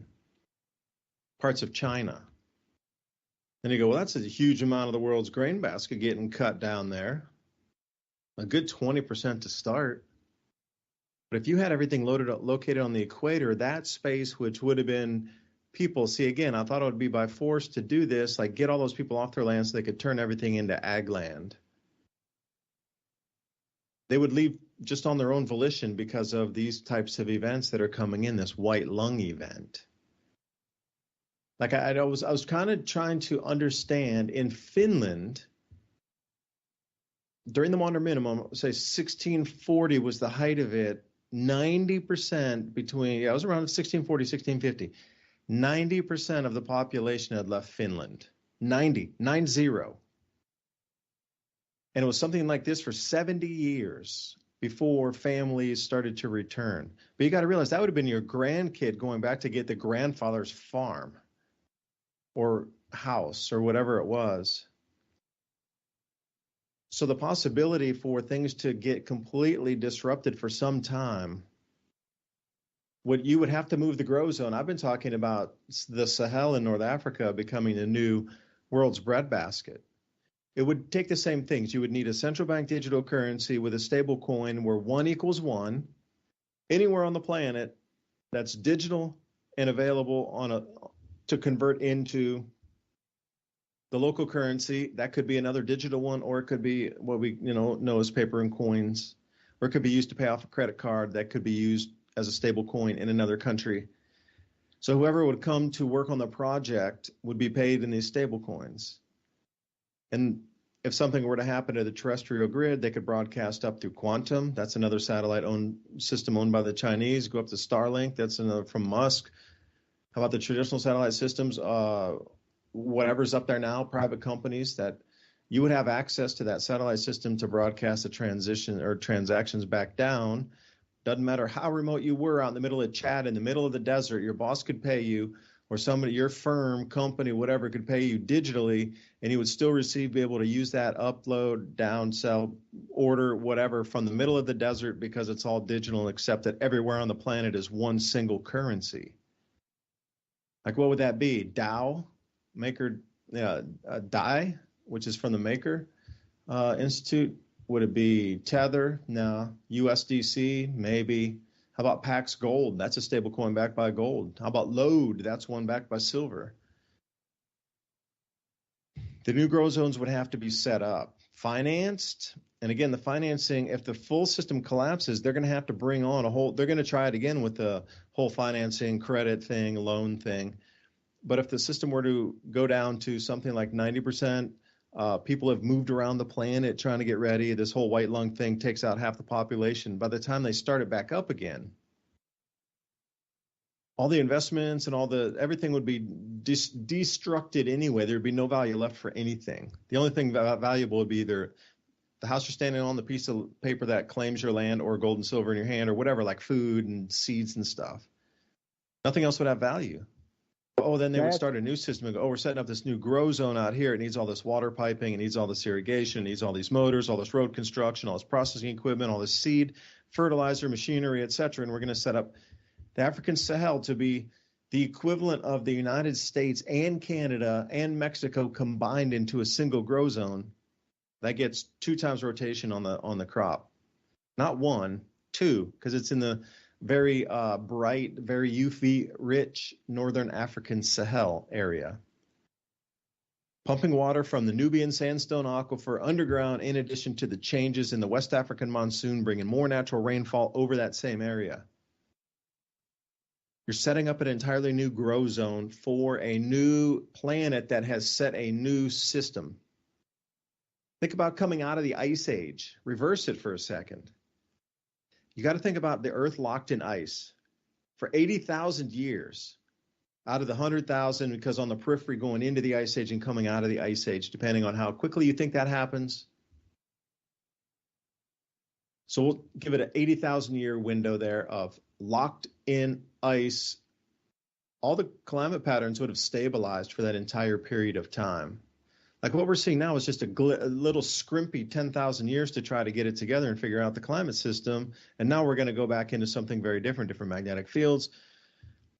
Just it's a change for sure. Now, is it a full-blown ice age onsetting again? I can't say that. Can I say we're going into at least a 400 or a 2,000 year magnetic change on the planet where the jet streams and cloud cells are moving to different positions and that'll disrupt agriculture and it'll get cooler? Yeah, I can say that. Well, I got a question for you, David. Go. I was in the Yucatan. It was about 85 degrees, and we were walking around. And I mean, it felt like I was in a microwave oven. And I'm a desert guy. I'm used to like 100, 115, no big deal. As long as I got a bottle of water, lukewarm water, I'm fine. But when I was there, I just felt the whole different, feeling of the environment, the humidity, every little square centimeter of the jungle is occupied by some kind of plant, animal, or, some fungus or something. And I was just thinking, that's a jungle environment. It's also a rainforest area there. And they're usually, from what I heard, about 85 to 115 degrees, which is very hot. And I would think that certain plants that we eat, that we grow for food, couldn't tolerate maybe those extreme temperatures. But if you saw what happened during this little polar blast or Arctic blast or whatever you want to call it, it pushed all the way down into the Yucatan where they were down to like 60, 55 degrees, which is, temperatures that normally are way north, right?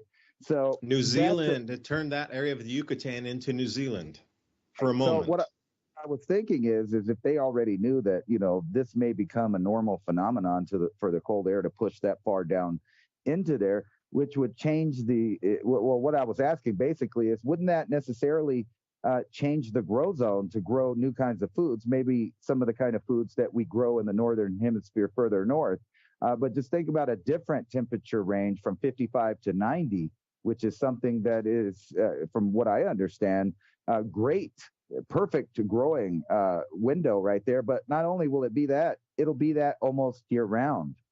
Because in that area, the temperatures, they vary, but within the same 20 degrees or 30 degrees, they don't really go up and down that far at that place. But if we have weather fronts that are the new norm, that are pushing down that far, giving them more of a winter or a cooling down effect, wouldn't that just open that whole area up for growing different kind of food productions, more along the lines of the stuff we eat? Because when I was down there, basically the only thing that I saw that they were growing in any amount was agave cactus. We saw several fields of agave. They're making tequila, and I know that there's avocado fields and stuff near there. But that's only kind of 2 types of things going on there. But they could open that up for corn, rice, wheat with these new temperatures. What do you think about that? I mean, is that part of the idea that I think that maybe that they're planning for? Because you mentioned North Africa. And we know probably about 5,000 years ago, North Africa was a totally different place. And different times in the past, in human history, it's been like a rainforest there, tropical rainforest, different things. They have different theories on why it dried out and turned into the Sahara Desert. But, you would think that whatever process happened obviously can go in the reverse direction, which would make that whole area around the equator, kind of like it was in the Ice Age, as far as that's where all the moderate, nice, human living, farming temperatures would be. I guess to shorten the question, do you think that weather patterns like we just had would eventually change that area where the cold is pushing down further, allowing them to grow different crops there? And if so, what's the odds on all of these WEF people and all of that planning for this? Because somebody just sent me an article that I hadn't thought about for a while, and I didn't know the name of it. And they said, have you heard about the 15-minute cities? And it sounded familiar, but I asked, they sent me a link. It's from Agenda 21, the World Economic Forum. And it talks about these little super cities where people are all cordoned off in these little areas where everything is 15 minutes from them. The doctor's 15 minutes, the grocery store's 15 minutes, the school's 15 minutes, the transit's 15 minutes, everything. They're all cramped in this little area. But I was just thinking, isn't that exactly what's going on in Shanghai and other places like that in China? It's like a 15-minute city, yeah, for convenience until they lock it down. Then it's a 15-minute lockdown. Yeah. I lived in something like that. It was very convenient, but you could leave whenever you want. And it was in northern Taipei in a place called Linkou. It was exactly as you described, but it was on the outskirts near the beach, like 3 miles from the beach in northern Taiwan. Out near the airport, but up at the beaches, a lot of fishing villages. You go get fresh seafood and whatnot. Great connective rail to get back into main Taipei City, which was, like a 20-minute train ride down the way to get you back in the city, and then you could hop on their MRT system then and get around to the underground or whatever. But it was incredibly easy to do everything. It was so easy to do that. Yeah, the doctor was there. The supermarket was there. There like a Carrefour and a few other things. Fresh vegetable market was there. Parks were there. Everything was there that you could need within that same area. Now, you could ride a bike, too, around a little further than walking 15 minutes. But again, it was just like an extension of that, but it was at the edge of, so it served like, think about a compass where it might have north, south, east, west. Well, that 15-minute zones would be 4 of those encircled by a larger one, which would encapsulate those 5. That's what I noticed about the Linkou area up there was it seemed like there was a north, south, east, west section where each had its boundary edge where you definitely knew you were out of it. It was going back into like industry, or it was going back into, more farmish type, if you will, nothing developed, forest type of thing. And then it ended right there, and you knew you got to the end of it, like you literally knew. And then if you went back the other direction, it was all brand new again.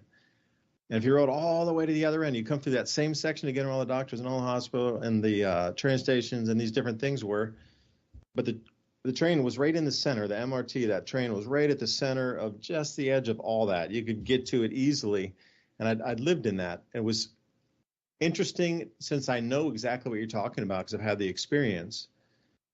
But the way it was there, it wasn't as is planned for these cities to be as much locked down as they could. But then what does that all lead up to?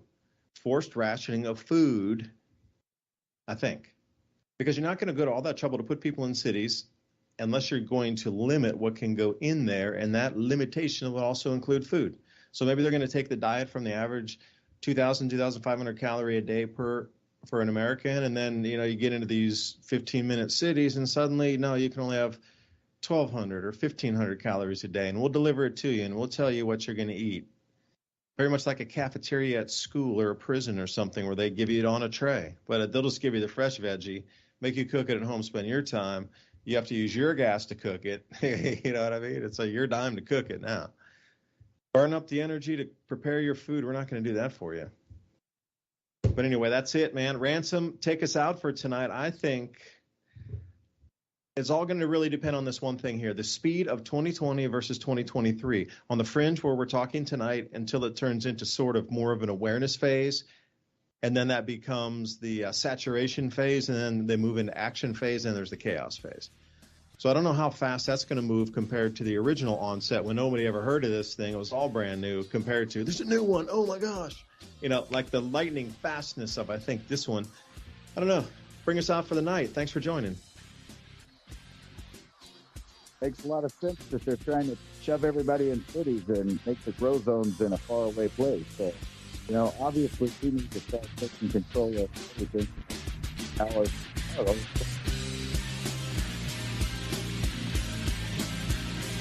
David DuByne, Ransom, Godwin, signing off. Mini Ice Age Conversations. We will see you next week. Please share if you like our conversations. Ask others to join so like-minded people can come together.